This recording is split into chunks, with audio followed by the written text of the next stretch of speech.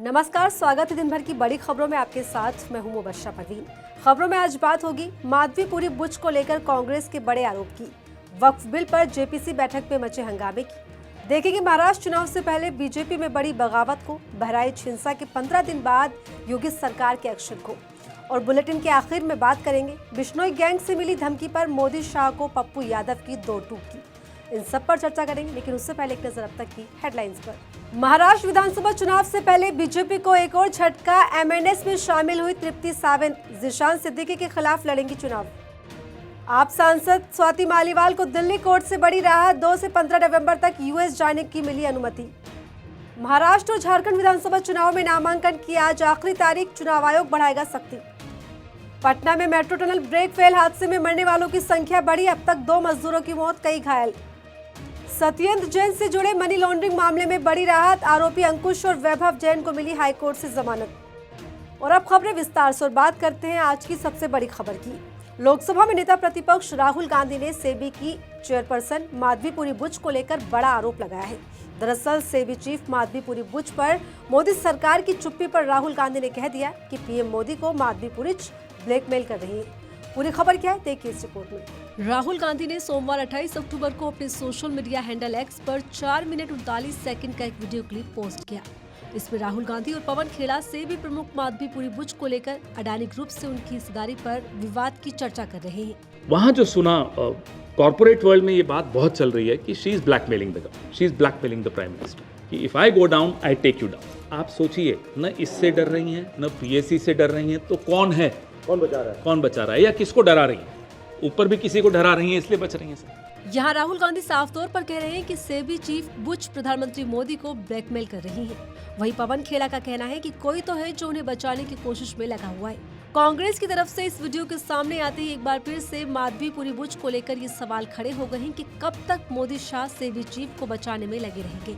दरअसल वीडियो में राहुल गांधी ने कहा, संस्थागत पतन ने अब भाई भतीजावाद को ज्यादा खतरनाक स्वरूप अडानी बचाओ सिंडिकेट को जन्म दिया है। मौजूदा सरकार अब केवल एकाधिकार को बढ़ावा नहीं दे रही, बल्कि सक्रिय रूप से देश की संपत्ति को कुछ लोगों के हाथों में केंद्रित कर रही है। आगे राहुल गांधी ने कहा, माधवी बुच कांड जितना सोचा गया था उससे कहीं ज्यादा गहरा है। हो सकता है कि खुदरा निवेशकों की सुरक्षा की जिम्मेदारी संभाल रही बुच अडानी के हितों की रक्षा के लिए सिस्टम में हेरफेर कर रही हो। राहुल गांधी के इस वीडियो ने एक बार फिर से माधवीपुरी बुच को लेकर उठते सवालों को और तेज कर दिया है। बता दें, हिंडनबर्ग की रिपोर्ट आने के बाद सेबी चीफ माधवीपुरी बुच गायब है। हाल ही में हुई संसद की पब्लिक अकाउंट्स कमेटी की बैठक में भी पेश नहीं हुई थी।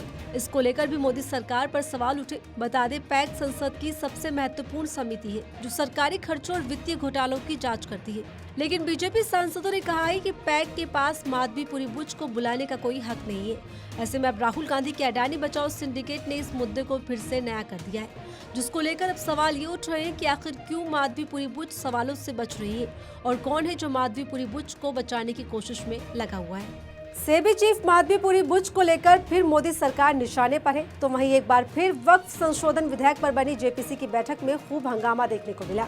पक्ष और विपक्ष के बीच लगातार चल रहे वाद विवाद के बीच बैठक से विपक्षी सांसदों ने वॉकआउट कर दिया।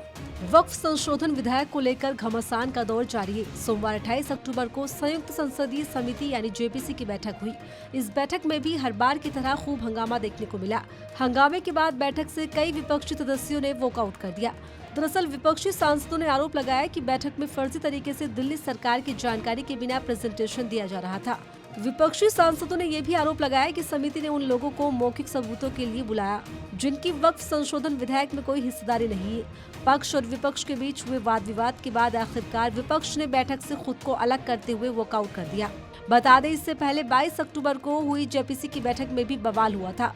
टीएमसी सांसद कल्याण बनर्जी और बीजेपी सांसद अभिजीत गंगोपाध्याय के बीच बहस हो गई थी। इसके बाद कल्याण बनर्जी ने कांच की बोतल तोड़ दी थी। बैठक में वॉकआउट करने वाले सदस्यों में आम आदमी पार्टी के संजय सिंह, डीएमके के मोहम्मद अब्दुल्ला, कांग्रेस के नसीर हुसैन और मोहम्मद जावेद और एआईएमआईएम अध्यक्ष असदुद्दीन ओवैसी समेत कई दूसरे सदस्य शामिल रहे। हालांकि विपक्षी सांसद थोड़ी देर बाद बैठक में शामिल हो गए थे। बता दें, बीजेपी सांसद जगदम्बिका पालिका की अगुवाई वाली जेपीसी ने वक्फ संशोधन कानून पर सुझाव देने के लिए सोमवार को दिल्ली वक्फ बोर्ड, हरियाणा वक्फ बोर्ड, पंजाब वक्फ बोर्ड, उत्तराखंड वक्फ बोर्ड, सुप्रीम कोर्ट और हाई कोर्ट के पूर्व न्यायाधीशों के समूह कॉल फॉर जस्टिस और वक्फ किराएदार कल्याण संघ के प्रतिनिधियों को बुलाया था। हालांकि दिल्ली वक्फ बोर्ड के प्रेजेंटेशन के दौरान विपक्षी दलों ने उसकी वैधता पर ही सवाल उठाते हुए हंगामा शुरू कर दिया। अब जेपीसी की अगली बैठक 29 अक्टूबर को होगी। जेपीसी पर घमासान जारी है तो वहीं महाराष्ट्र में भी विधानसभा चुनाव को लेकर सियासी पारा हाई है। सीटों को लेकर सहयोगी तेवर दिखा रहे, जिससे बीजेपी की मुश्किलें बढ़ती हुई नजर आ रही हैं। वहीं भाजपा में पहली बड़ी बगावत भी देखने को मिली। बीजेपी के दिग्गज नेता ने पार्टी छोड़ निर्दलीय चुनाव लड़ने का ऐलान कर दिया है। पूरी खबर क्या है, देखिए इस रिपोर्ट में। महाराष्ट्र विधानसभा चुनाव को लेकर आज नामांकन का आखिरी दिन है, लेकिन इससे पहले ही मुंबई बीजेपी में बड़ी बगावत देखने को मिली। पूर्व सांसद और बीजेपी के दिग्गज नेता गोपाल शेट्टी ने बीजेपी का साथ छोड़कर बोरीवली सीट से निर्दलीय चुनाव लड़ने का ऐलान कर दिया। इस कदम के पीछे गोपाल शेट्टी की बीजेपी से नाराजगी बताई जा रही है। दरअसल बीजेपी ने संजय उपाध्याय को बोरीवली विधानसभा सीट से टिकट दिया, जबकि इस सीट पर गोपाल शेट्टी टिकट की मांग कर रहे थे। बता दें, लोकसभा चुनाव 2024 में बीजेपी ने गोपाल शेट्टी का टिकट काट दिया था। पार्टी ने मुंबई नॉर्थ से उनकी जगह पीयूष गोयल को टिकट दिया था। उन्होंने जब इस सीट से जीत दर्ज की तो उन्हें केंद्र में एक बार फिर मंत्री बनाया गया। इस बात से नाराज बीजेपी कार्यकर्ताओं ने अपनी ही पार्टी के खिलाफ मोर्चा खोला, जिसके बाद गोपाल शेट्टी ने निर्दलीय चुनाव लड़ने का फैसला किया। बीजेपी छोड़ने पर गोपाल शेट्टी ने कहा, ये जरूरी है कि हम इस परंपरा के खिलाफ आवाज उठाएं, जहां भारी लोगों को टिकट दे दिया जाता है, और इस वजह से मैं स्वतंत्र उम्मीदवार के रूप में चुनाव लड़ूंगा। चाहे जो भी हो जाए, मैं पीछे नहीं हटूंगा। बता दें, गोपाल शेट्टी 2014 से 2019 के बीच एमपी थे, लेकिन उन्हें इस साल जनरल चुनाव में नॉर्थ मुंबई से टिकट नहीं दिया गया था। पार्टी ने वो टिकट पीयूष गोयल को दे दिया था। ऐसे में चुनाव से पहले ही बीजेपी में भारी टेंशन देखी जा रही है। पहले ही फडणवीस हार मान चुके हैं कि बिना सहयोगी दलों के चुनाव जीत पाना बीजेपी के लिए मुश्किल है। ऐसे में एनडीए में बगावत बीजेपी के पसीने छुड़ाने का काम कर रही है। यूपी के बहराइच में हुई हिंसा के लिए पुलिस प्रशासन की लापरवाही सामने आई। लगातार एक के बाद एक घटना के वीडियो यूपी की कानून व्यवस्था पर सवाल खड़े कर रहे हैं। ऐसे में हिंसा के 15 दिनों बाद बड़ा एक्शन लेते हुए 29 पुलिसकर्मियों को लाइन हाजिर किया गया है। पूरी खबर क्या है, देखिए इस रिपोर्ट में। बहराइच में 13 अक्टूबर को दुर्गा प्रतिमा विसर्जन के दौरान भड़की हिंसा के 15 दिनों बाद योगी सरकार एक्शन मोड में है।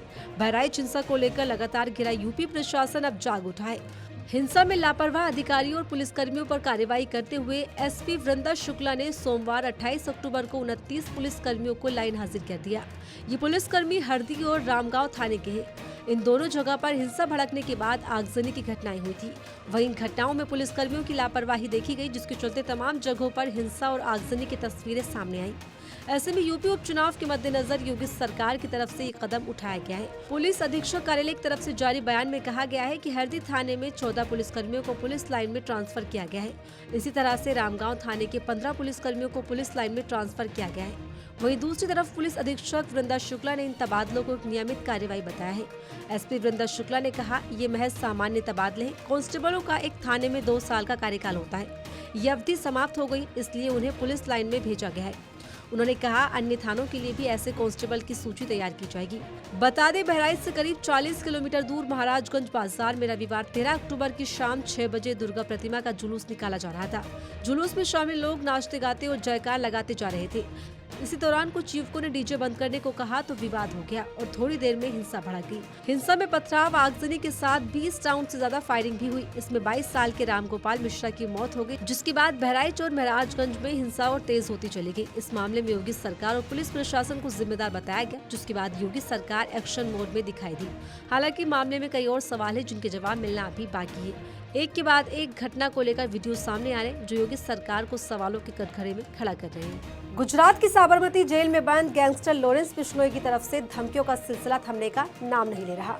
सलमान खान के बाद अब पूर्णिया सांसद पप्पू यादव को जान से मारने की धमकी मिली है, जिसका जिम्मेदार पप्पू यादव ने अमित शाह को बता दिया है। पूरी खबर क्या है, देखिए इस रिपोर्ट में। एनसीपी नेता बाबा सिद्दीकी की हत्या की जिम्मेदारी लेने वाला बिश्नोई गैंग इन दिनों चर्चा में है। गैंगस्टर लॉरेंस बिश्नोई गुजरात की साबरमती जेल में बंद होने के बाद भी लगातार अपना खौफ बनाए हुए है। बॉलीवुड एक्टर सलमान खान को मिल रही धमकियों के बीच अब लॉरेंस गैंग के निशाने पर पूर्णिया के सांसद पप्पू यादव है। पप्पू यादव को व्हाट्सएप पर कॉल करके जान से मारने की धमकी दी गई है। धमकी मिलने के बाद पप्पू यादव ने गृह मंत्रालय से सुरक्षा बढ़ाने की मांग की है। बता दें, इन धमकियों पर पप्पू यादव ने अमित शाह को चिट्ठी में लिखा कि अगर उन्हें कुछ भी हुआ तो उसकी जिम्मेदार मोदी और शाह होंगे।